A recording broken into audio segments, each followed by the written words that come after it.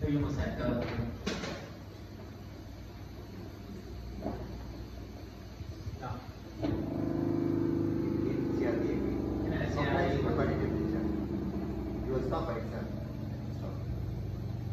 Nó sẽ chạy cái bộ này nó tự động nó ngừng cái đồng hồ.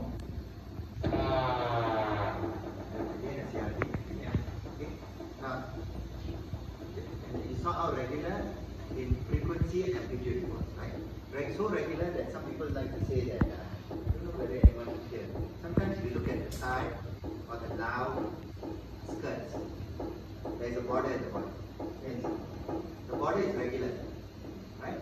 So the regular pattern that you see is simply like CRT. Thì mọi người nhớ là một số cái quần mà ở Lào nó có cái tua ở dưới mà và những cái tua nó rất là đều nhau đúng không ạ? Nó hoa văn ấy thì nó giống cái CAD này. So it's regular pattern, not like what we saw just now for myotonic discharge.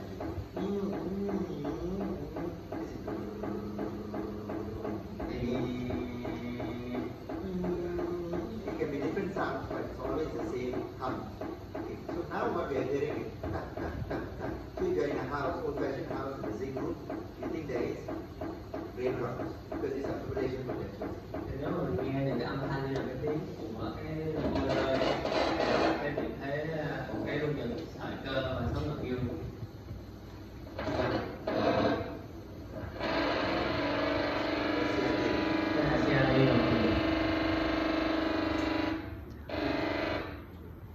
If you freeze this, again it looks like a pattern, right? Because it's regular.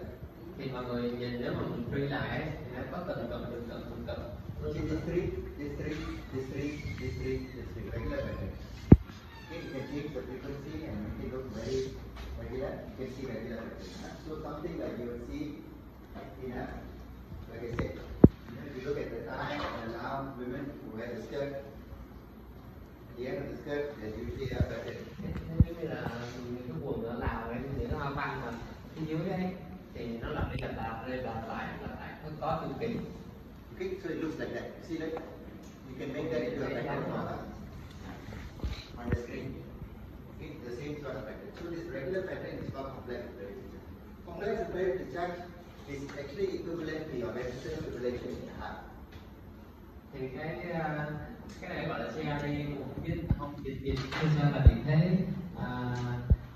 phức hợp làm nên lại không dịch cái gì mà thế nào, nhưng mà cái này nó tương tự như là những cái dòng điện nó chạy trong tim ấy. So similar to your ventricular fibrillation. Okay, okay. So let's turn it on again.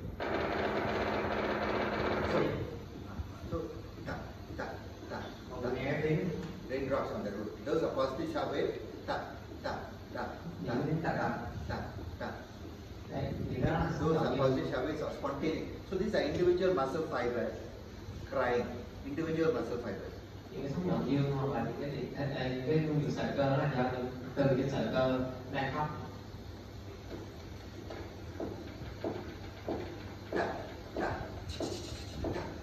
Mọi người nó không như cái tiếng mưa rơi á.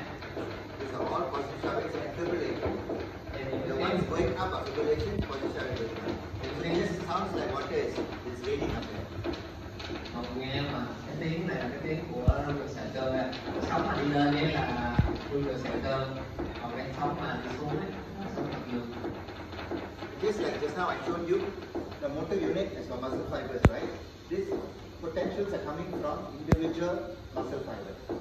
That's why they are so thin and so sharp, because they are coming from individual muscle fibers that have been innervated. Nhưng mà sáng nay thì có nói là một cái lưu vận động thì nó sẽ chia ra rất nhiều sợi cơ, thì từ cái sợi cơ đấy mà nó có cái điện thế sẽ tạo ra cái lưu lượng sợi cơ, cái sóng ngầm dương nó rất là nhỏ và mảnh. So, motor neuron, đó là cái bào neuron vận động. okay, and then there are many muscle fibers. Chia ra chi phối cho rất nhiều sợi cơ. Now when the neuron or the nerve is injured, Nếu hoặc là cái dây thần kinh nó tổn thương thì chuyện xảy ra. Just now, myotonic dystrophy, there was direct injury, muscle disease, direct injury to the muscle. Now, nerve is injured and it's become innervated. So the innervated child of this mother is going to cry spontaneously. Thì mình tưởng tượng lúc nãy là cái bệnh cơ là nó đánh trực tiếp vào cái sợi cơ luôn, nhưng mà còn cái bệnh này cái dây thần kinh nó bị tổn thương thì những đứa trẻ này nó mồ hôi nó sẽ khóc. So normally when you move the needle like that, the muscle membrane doesn't cry. Ở người bình thường ấy thì khi mà mình di chuyển cái kim như vậy thì cái tế bào sợi cơ bình thường nó sẽ không khóc. But the denervation in this case has made it susceptible to irritation. So you move the needle a little bit,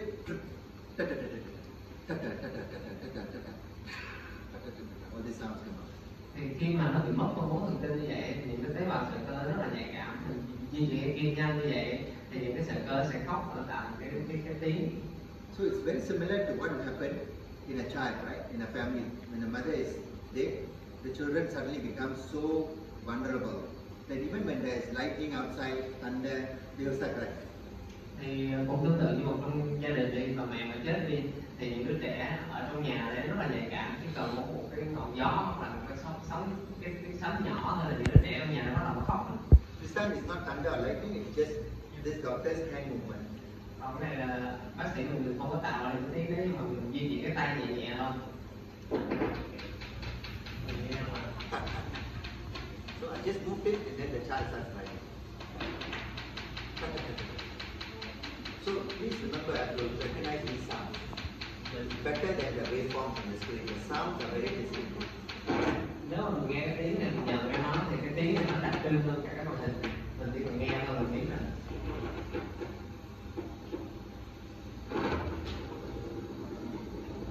So many of you may be checking the window, seeing whether it's rain.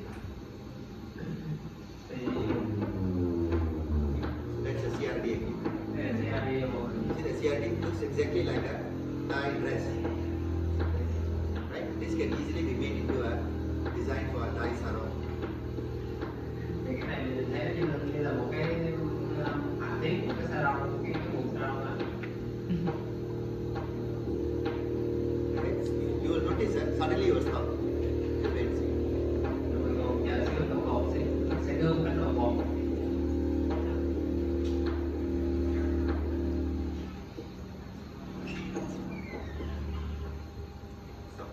So I'll tell you why it starts and stops suddenly, but it's very similar to your ventricular fibrillation in your cardiac arrhythmia. Thì cái này nó cũng tương tự với cái những truyền ở tim của mọi người. Thì xíu nữa thầy sẽ nói cho mọi người biết tại sao nó là tuần này xuất hiện của nó nhiều một cái đợt một. So now fasciculations, you don't want to move the needle. Fasciculations, you just want to stand and wait for the muscle, the neuron to fire and activate all the individual muscles.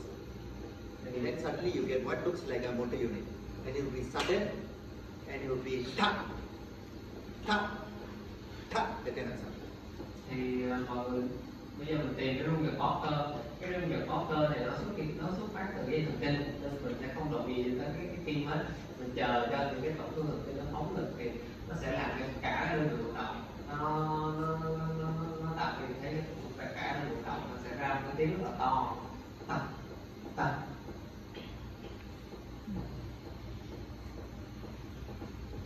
What is that? That's fibrillation. Tut, tut, tut, tut, tut, tut, tut. The fasciculations on the other hand will be tap, tap. Like suddenly the bulb on the ceiling burst. And when you see the potential, because the fasciculation, the pathology is no more in the child, but in the mother herself. So she will start crying. When she starts crying, she will set a stimulus to all. So the whole family activates. When the whole family activates, what do you see? You will see a move. MVP. Except this MVP is a spontaneous MVP. So that's what a fasciculation is. Thì It's completely different from a muscle membrane spontaneous activity. This is neuronal spontaneous activity. thì cái rung giật Porter ấy, nếu mà mọi người để ý thì cái tiếng của nó như cái bóng đèn mà trong nhà này nó chớp này rất là to, và cái rung giật của Porter thì nó xuất phát từ cái sợi thần kinh nó bị tổn thương, và và khi nó thành cái nền tổn thương nó sẽ tạo ra cái điện thế động xuống và nó kích hoạt toàn bộ cái sợi cơ của cái đơn vị vận động đấy, và khi nó xuất hiện trên màn hình thì nó sẽ hình dạng nó tương tự như một cái đơn vị vận động luôn. Và cái này là một cái đi một vận động nó tự phát, thì nó là một cái dạng điện thế tự phát và xuất phát từ thần kinh. So far we did any investigation. Of course we could wait longer. The next thing is to then go on to motor unit analysis. Volitional motor unit. Thì bây giờ mình sẽ phân tích cho người vận động cho mọi người, thì mình sẽ cho cầm. Okay, so for this again, a left hand is or right hand is here, supporting it. The other one is to allow the muscle to move, and she puts a finger there to control the movement. Thì bây giờ một tay mình cầm cái kim, một tay thì mình sẽ đấy, mình sẽ kiểm soát cái lực của bệnh nhân nha mọi người. Rồi cứ co cái chân lưng một tí là một tí thôi.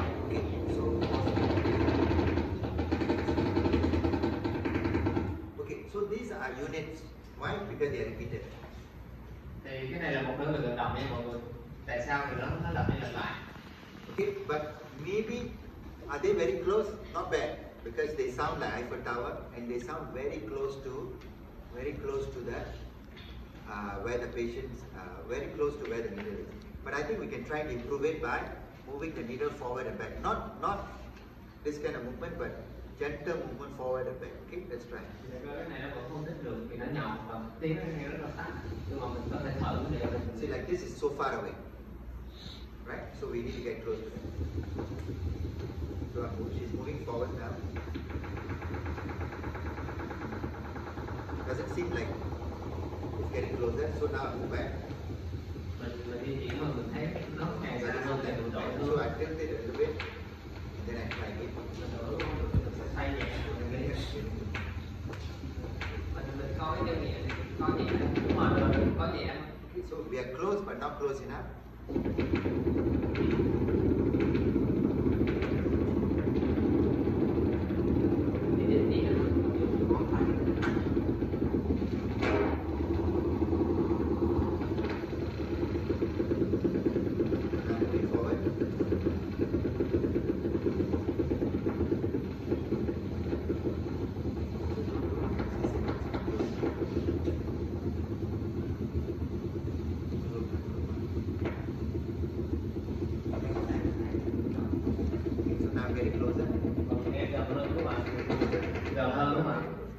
Okay, so what do? When we were moving away, we were not happy because it sounded very dull and like a mountain. But when we moved forward, the sound got louder. So we continue in the same direction. This is exactly like when you tune your radio. Thì lúc mà mình thấy nó xa, mình sẽ di chuyển cái kim rất là chậm và để mình tìm cái hướng đúng. Nó giống như là mình dò đài vậy. Okay, so now we analyze the units that are on the screen. Okay, so we have a few units to analyze. This guy fired twice, so he can be analyzed because it's a unit. This chap fired twice, so it can be analyzed because it's a unit. This chap fired twice, so it's a unit, it can be analyzed. Except that this guy looks a bit far, so maybe I'll ignore him. But these two are good because they are very close to the needle. Of course, the technical term is right time, but we won't worry about it. But these two are the ones that are close, motor units, so we will analyze them. Thì mình thấy có hai cái đơn vị vận động nó rất là nhỏ, và nó như cái ấp theo thì nó xuất hiện mỗi đơn vị vận động xuất hiện 2 lần, mình có thể phân tích nó. Còn cái thằng thứ ba thì có vẻ nó hơi tù, mình có thể bỏ qua. So this chap and this chap are the same, right? So let's measure its duration. Mình đo cái thời khoảng duration nè. Unfortunately, here the baseline is 30. Here also the baseline is unsteady, so you can't be sure where it started. Thì mình vì cái baseline của cái nước này nó không có đều ấy, nên mình khó bắt được cái. So we can't be sure where it started, but where does it end? Does it end here, or here? Well, if you look at here, it looks like this guy is there. Thì mình xem để mà biết được nó kết thúc chỗ nào ấy, thì rõ ràng mình so sánh hai cái đơn vị vận động với nhau này, nó sẽ là You'll agree? cho nên ở phía xa này. You'll agree, right? So this chap here is the same as this chap. Thì hai cái chỗ mà thầy vừa chỉ nó xuất hiện 2 lần đúng không ạ? Correct?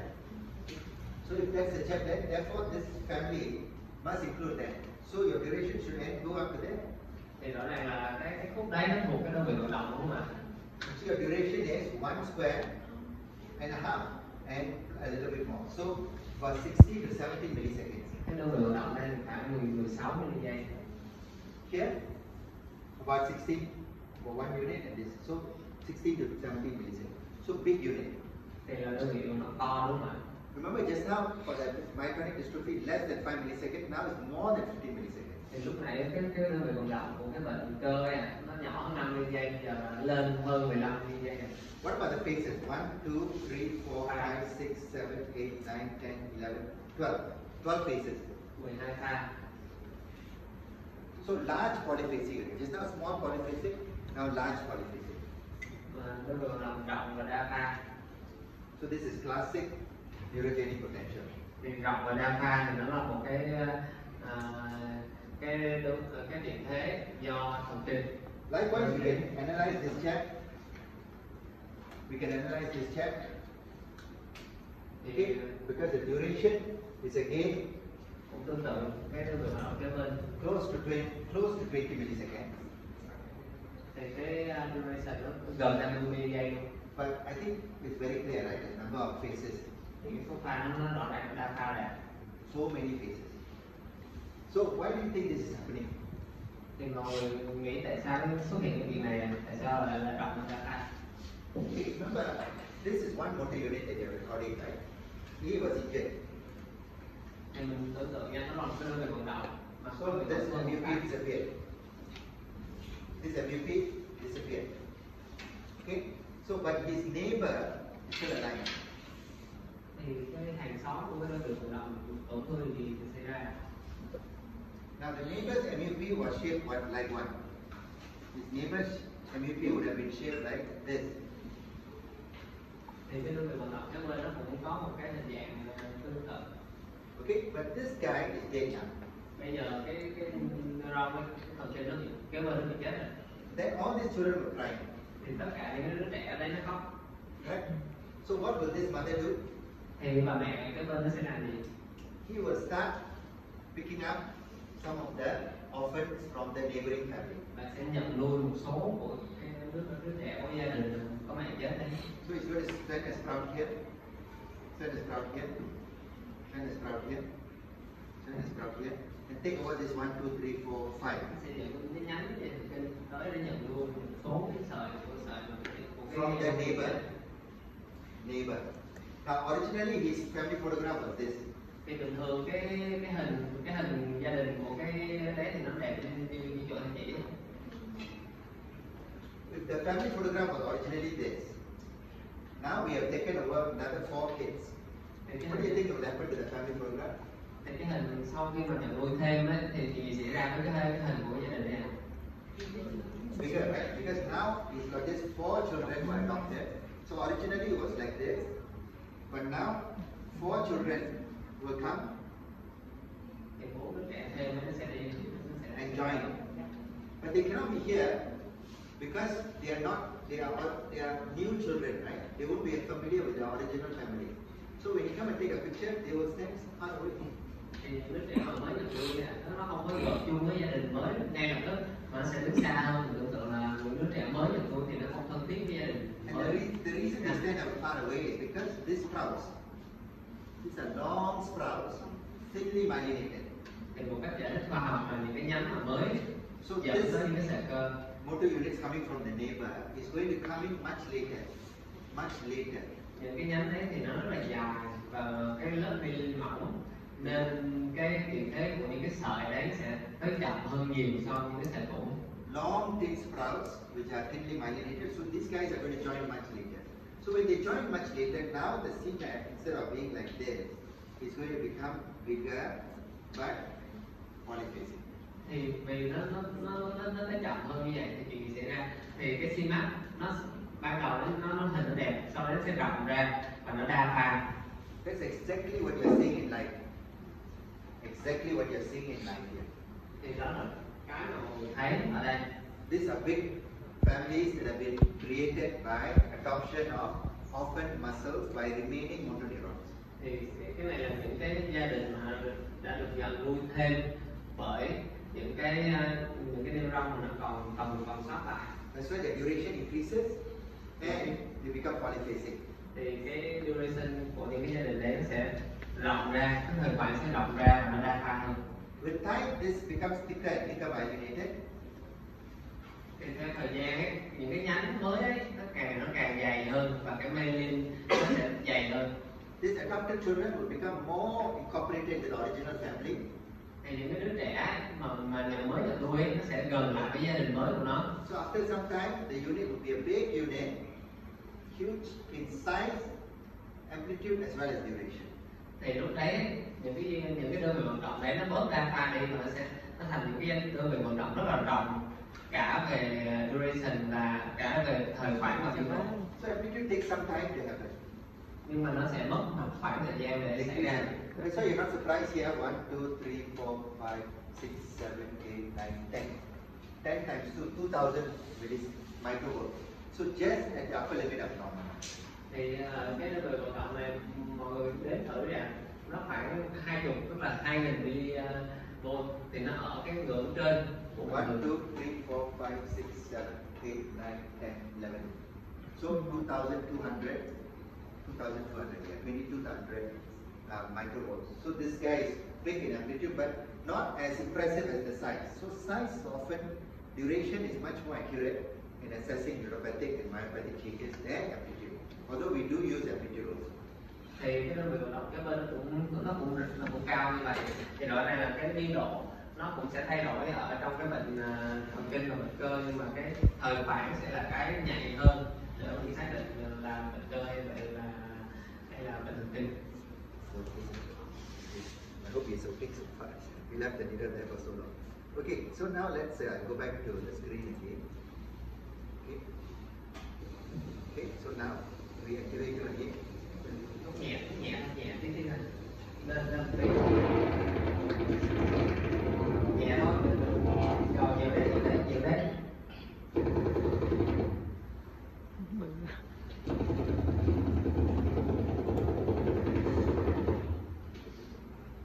Mình đẩy cái tay của mình là cái tay kiểm soát lực của mình đẩy xuống thì mình sẽ xuống cái kia lên, đúng không? Tay của mình.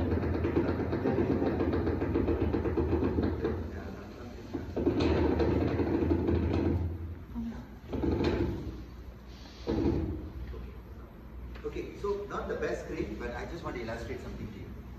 Okay, so this screen,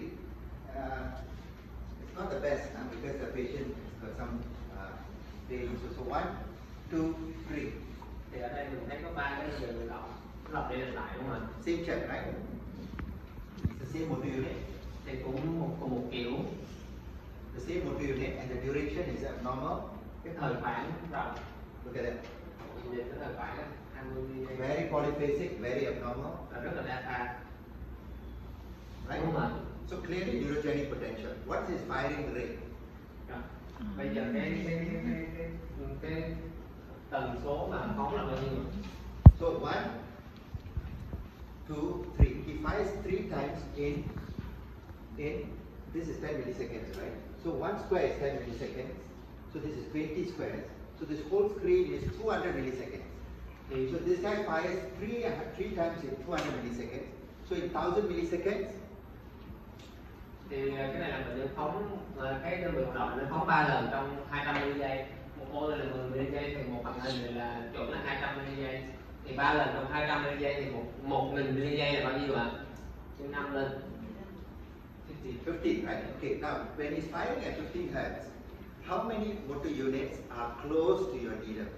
This guy is close to the needle, this one is far away, this one is far away, this one is far away, this one is far away. So essentially it's only one unit that's close to the needle.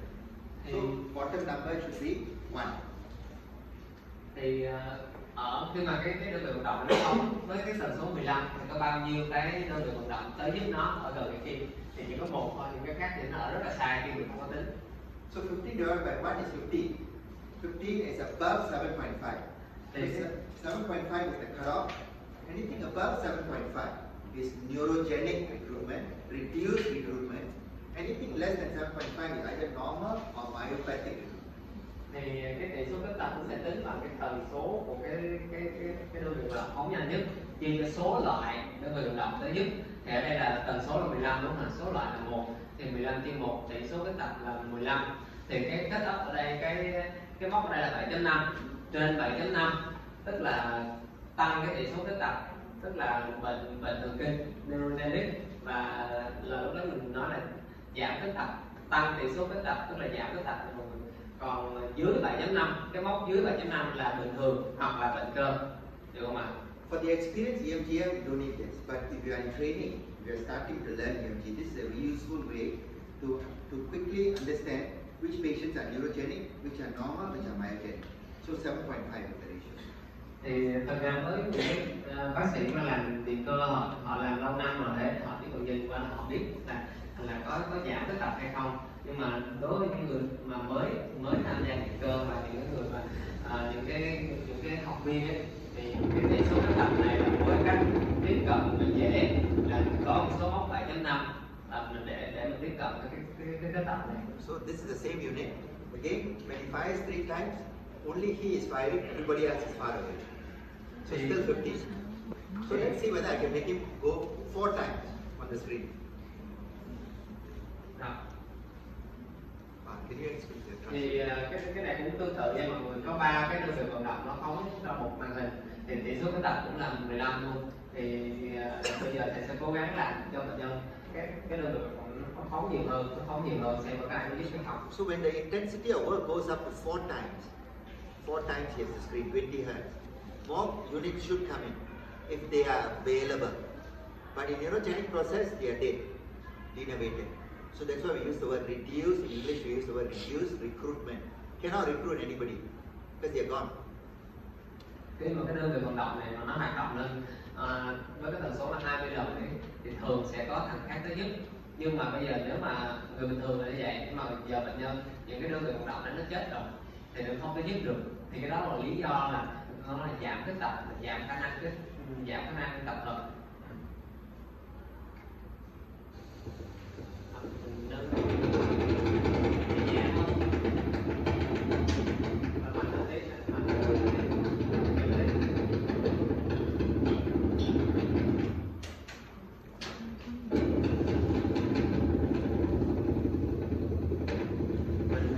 We should go to another spot. If not, we'll be analyzing at the same time. So what do you do when you want to do another spot? You relax the patient completely. Completely relax the patient. That means you move the get away from the nostril. And you move it away from the patient. Now, then you move the needle all the way to the skin. All the way to the skin. Okay, so you can see the pain. Because he should be relaxing.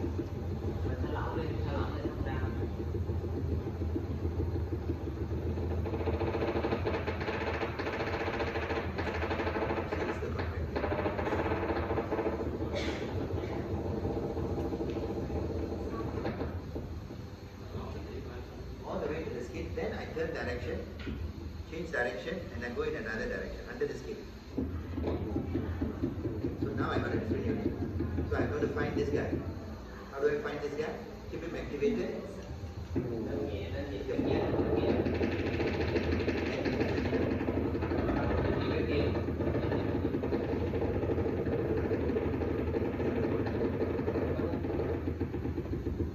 Okay, so you want to get close to this guy?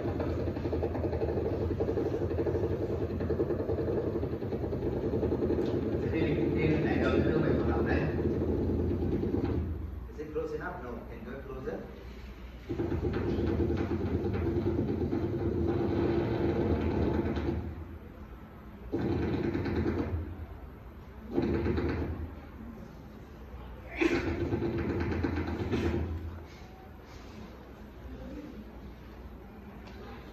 Actually, this is quite close. Okay, this unit is quite close, right? Because you see that it looks really like an eyebrow. You want to go and show them on the screen? Okay, let's measure the duration of that guy. Thì cái thời khoảng của nó là từ đâu ạ? 1, 2, 20 microvolts. No, 30. Lên đến hơn 30, gần 30 luôn ạ. Can you count the square? Show the square. Cái ô là một ô mọi người. 2, we're close to 30. gần 50 30 đúng không? milliseconds. So super long, super broad, and look at the number of phases. Cái số pha thì Very polyphasic. Okay? So Yeah, very neurogenic. And what's the firing frequency? thì tần số nó phóng là bao nhiêu ạ? 2 nhân 10 10, 10, right? 10 divided by 1 is above 7.5. thì cái tỷ số cái tập là 10 mà chỉ có một đơn vị hay là 10 chia 1 là tỷ số cái tập là 10 nhân 1. It looks neurogenic, but to be honest with you, I wouldn't interpret when there's only 2 on the screen. I want to bring 3. So I have to get him to fire 15 hertz. At 15 hertz, I want to see how many people are coming to help him. How many motor units are working at 15 hertz. Okay? So then I will be able to. So you notice that there is this recruitment principle is based on whatever. What's the question? Mọi người có câu hỏi nào không? Mình hỏi gì? Sorry, is there something patient asking? Mọi người có No, whatever. No, the patient asked something. mình có hỏi gì không? No, somebody asked me something. Lại có ai hỏi với thầy ạ? So now it's 10 hertz, right? So as you increase the force, it becomes 15 hertz. At 15 hertz, you want to see how many motor units are active. If it is still the same person firing 15 times, then obviously there's nobody to recruit. Nobody to recruit. So that is neurogenic. Thì cái tỷ số tập này là mình thấy có nó phóng 2 lần của mình, tức là 50 lần trong 1 giây, thì mình sẽ cố gắng mình tăng cái lực lên để nó phóng nhiều hơn 15 lần, mà lúc đấy mình vẫn không thấy ai tới giúp, tức là những cái người đấy nó chết rồi, thì rõ ràng là một cái giảm cái tập của mình. So the analogy often used is that if let's say now in your emergency department, if there are 5 patients, one doctor will go and see. Thì ví dụ như mình tưởng tượng là trong một cái phòng cấp cứu đi, bình thường là 5 bệnh nhân thì sẽ có một bác sĩ xuống để giúp. When there are 10 patients, 2 doctors will go. 10 bệnh nhân là 2 bác sĩ. 15 patients, 3 doctors will go. 15 bệnh nhân là 3 bác sĩ. 20 patients, 4 doctors will go. 20 bệnh nhân là 4 bác sĩ. 25 patients, 5 doctors will go. 25 bệnh nhân 5 bác sĩ. Okay, because there are 5 doctors in your department. Thì vì có 5 bác sĩ thì ở trong cái nhóm đấy. Let's say out of the 5 now, 3 of them have COVID. Thì mình tưởng tượng nhé, trong 5 ông đấy thì có 3 ông bị Covid ở nhà rồi. So only 2 are working. Thì bây giờ chỉ có 2 ông đi làm thôi. So there are 5 patients, 1 doctor is here. Thì lúc đấy thì 5 bệnh nhân thì sẽ có 1 bác sĩ xuống. 10 patients, still 1 doctor. 10 bệnh nhân chỉ có một bác sĩ thôi. 15 patients, the second doctor comes.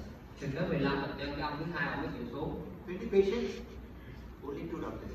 They ask, the nurse is calling for more doctors, but cannot recruit because the other 3 doctors are sick. Thì 20 bệnh nhân, 25 bệnh nhân thì bà điều dưỡng mà cứ gọi, nhưng mà chỉ có 2 bác sĩ thôi, tại vì đâu còn ai để gọi nữa đâu, nên giảm cái tập. 25 patients, she's still calling, still nobody, only 2. So at 25 patients, how many doctors are working? 2.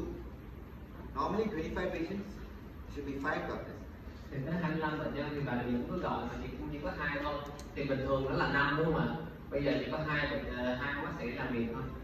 So normally 25 divided by 5 is 5. Thì bình thường là 25 chia cho 5 là bao nhiêu ạ? 5 đúng không ạ? 5, right? 5 is below 7.5. 5 thì dưới 7 đến 5. So still normal recruitment. Thì là cái tập bình thường. But after COVID, 25 divided by 2. Thì bình thường sau Covid thì 25 chia cho 2 là bao nhiêu ạ? 12.5. 12 đến 5 đúng không ạ? 12.5 is above 7.5, so this is neurogenic recruitment. Thì 12 đến 5 là trên 7 đến 5, thì nó là giảm cái tập là neurogenic. So what I want you to do now is try to get this patient to fire more. That means you're bringing in more patients. From 5 you bring it to 10. 10 to bring to 15. At 15 hertz, how many doctors are working? I want to know. Thì cái đó là cái mình sẽ làm. Bây giờ là 5-10 bệnh nhân đây này. Bây giờ mình cố gắng cho thêm bệnh nhân vào để xem có tới 15 bệnh nhân có bao nhiêu bác sĩ xuống xem. At 15 hertz, it's still the same person firing. Then we know for sure this is neurogenic because there's nobody to recruit. Because they've all died from neurogenic process. Nếu mà ở 15 hồi 15 tần số 15 mà vẫn không ai tới giúp đấy, thì chắc chắn rằng là bệnh nhân này giảm cái tập kinh. Okay, so let's try.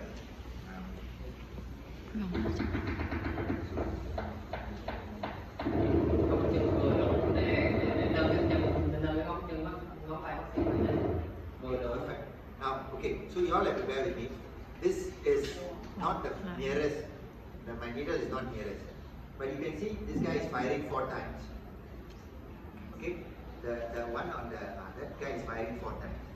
And 4 times 5 is 20, right? Now, how many units are active there? Cái đó mình nhìn nha. 2 units. The big one, which is not so close to my needle, this one and this one. Correct?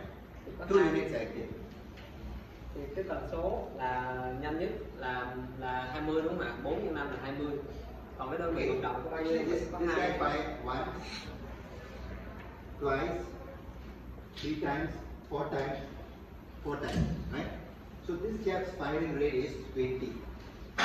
Thì cái tần số của cái đơn vị vận động phóng nhanh nhất là bao nhiêu, là 20 đúng không ạ? During the time when it's 20, another person is active. Thì Who's that? This chap. khi mà hoạt động ở cái tần số 20 thì có bao nhiêu thằng thứ nhất ạ? Có một ông thứ nhất là đúng không ạ? So 20 divided by 2 is 20 chia 2 là bao nhiêu ạ? 10 is above 10 là trên 7/5 đúng không ạ? 7.5. So this is again proving that is neurogenic improvement. Thì 10 trên 7/5 thì là một lần nữa nó khẳng định là cái neurogenic. The only part about this recording that I'm not happy with is that I'm not that close to this unit. Thì cái mà thầy không hài lòng ấy là thầy không có quá gần cái đơn vị vận động là So to. I see whether I can improve it now. Thì bây giờ thì sẽ cố gắng.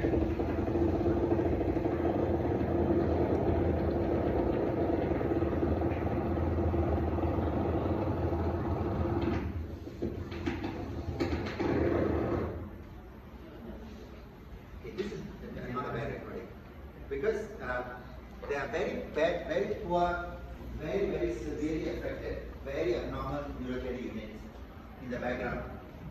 1, 2, 3, 4, 5, 6. Thì mọi người nhìn nha, cái đơn vị vận động là nó phóng lên đến 6 lần. Now close to the needle, actually this guy is actually not that close to the needle. Thì cái đơn vị vận động kia thì nó không có gần cái Okay, even if we were to include him, okay, let's not include him. It's 1, 2, 3, 4, 5, 6. 6 times 5 is 30. If it's 30 divided by 1, it's very abnormal. thì rõ But ràng even if you were to be generous and include this guy, 30 divided by 2 is still abnormal. thì rõ ràng là nếu mà mình không có tính cái thằng này thì rõ ràng là 6 x 5 là 30 đúng không ạ? 30 chia 1 thì tỷ số số đập là 30 là rất bất thường. Còn nếu mà mình có tính vô thì nó là 30 chia 2 là 15, nó vẫn bất thường. What I'm trying to say is normally when we do this ratio, we only want to look at units close to the needle. So when you look close to the needle, the ratio here will be 30. Thì cái này là cái thầy muốn nói rằng trong lúc mình làm việc cơ mình chỉ nhìn vào cái đơn vị nào mà gần thôi, chứ mà mình nhìn vào những cái đơn vị vận động mà gần ấy, thì cái tỷ số cái tàu là 30. But somebody may argue that this is actually a potential that's close, but very abnormal. So they may say, please include. Then I say, okay, if you want to include, I can include. 30 divided by 2 is still very abnormal, so it doesn't matter. Thì nhưng mà một số người sẽ nói là cái này nó cũng gần, phải tính nó chứ không có bỏ được. Thì thầy nói ok thì tính thôi, nhưng mà 30 chia 2 15 thì vẫn bất thường thì không thành vấn đề gì. Okay, there's one other minor point I think we need to cover. Thấy cái Thank you, sir.